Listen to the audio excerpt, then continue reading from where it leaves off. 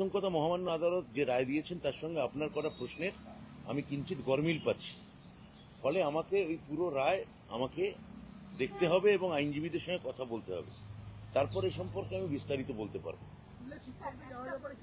যারা যোগ্য রয়েছেন তাদের মধ্যে অনেকেই এমন ছিলেন যারা অন্য জায়গায় চাকরি করতেন এবং তাদের ক্ষেত্রে একটা রায় আগের রায় ছিল যেখানে 3 মাসের মধ্যে তাদের আগের অবস্থানে ফেরত দেওয়ার কথা ছিল, এবং তারা কি এখনোই ডিসেম্বর পর্যন্ত চাকরি করতে পারবেন নাকি 3 মাসের মধ্যে আবেদন? এগুলো সবই টেকনিক্যাল ডিটেলস। মূল কথা হচ্ছে যে মহামান্য সুপ্রিম কোর্ট আমাদের একটি বোর্ডের মধ্যশিক্ষা পর্ষদে একটি আবেদন গ্রহণ করেছেন এবং তারা যে মূল কথাটা তারা যেটা বলেছেন যে আমরা পড়ুয়াদের ভবিষ্যৎ নিয়ে চিন্তিত এবং 31শে ডিসেম্বর পর্যন্ত শিক্ষকদের তারা ধরে রাখতে বলেছেন, পাশাপাশি পরীক্ষার প্রস্তুতি নিতে বলেছেন। এর সঙ্গে আপনি যে টেকনিক্যাল যে বিষয়গুলি বলছেন তা যতক্ষণ না আমরা রায় দেখতে পাচ্ছি এবং আইনজীবীদের সঙ্গে পরামর্শ করতে না পারছি, এই মুহূর্তে তা নিয়ে আমাদের কিছু বলা সম্ভব নয়। আমি শিক্ষকদের, বঞ্চিত যোগ্য শিক্ষকদের বলবো, আমি যেমনটা বলেছিলাম যে আপনারা ধৈর্য ধরুন। আমি প্রথম দিন বলেছিলাম, মাঝখানে অবশ্যই কসবায় একটা অনভিপ্রেত ঘটনা ঘটেছে, কিন্তু তারপরে আমি বলেছিলাম যে ইতিবাচক হওয়ার, আশাবাদী হওয়ার কারণ আছে, পরিসর আছে, অবকাশ আছে।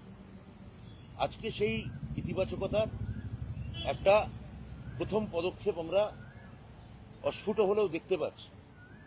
এটা যখন সর্বত চেহারা পাবে ততক্ষণ পর্যন্ত আমরা সর্বতভাবে আপনাদের সঙ্গে আছি। মহামান্য আদালত যা রায় দিয়েছেন সেই অনুযায়ী আমার মনে হয় আপনাদের এখন পড়ুয়াদের কথা ভাবা উচিত। আপনাদের নিজ নিজ কর্মক্ষেত্রে, আমি যেমন আগেও বলেছিলাম যে আপনাদের কাজে আপনাদের ফেরত যাওয়া উচিত। ফেব্রুয়ারিতে এফিডেভিট করে সুপ্রিম কোর্টে দিয়েছিল অযোগ্যদের তালিকা বলে, বেসড অন সিবিআই ইনভেস্টিগেশন, তার ভিত্তিতেই কি যোগ্য অযোগ্য বাছাই করে তাদেরই কি স্কুলে যাওয়ার কথা বলবেন? আমি মহামান্য সুপ্রিম কোর্ট ঠিক সবার ক্ষেত্রে যেমন বলেছেন, আমি মহামান্য সুপ্রিম কোর্টের কথাই পুনরাবৃত্তি করছি। এখানে আপনার নিজের যদি কোনো দ্বন্দ্ব থাকে, আমি যেটা একটু আগে ওই সাংবাদিককে বললাম যে আপনার কথার সঙ্গে রায়ের গরমিল আছে, এবার সেটা আমাকেও তো নিজের রায় দেখতে হবে, তা আপনার কথাও সেই গরমিল পাচ্ছে, এটুকু বলতে পারি।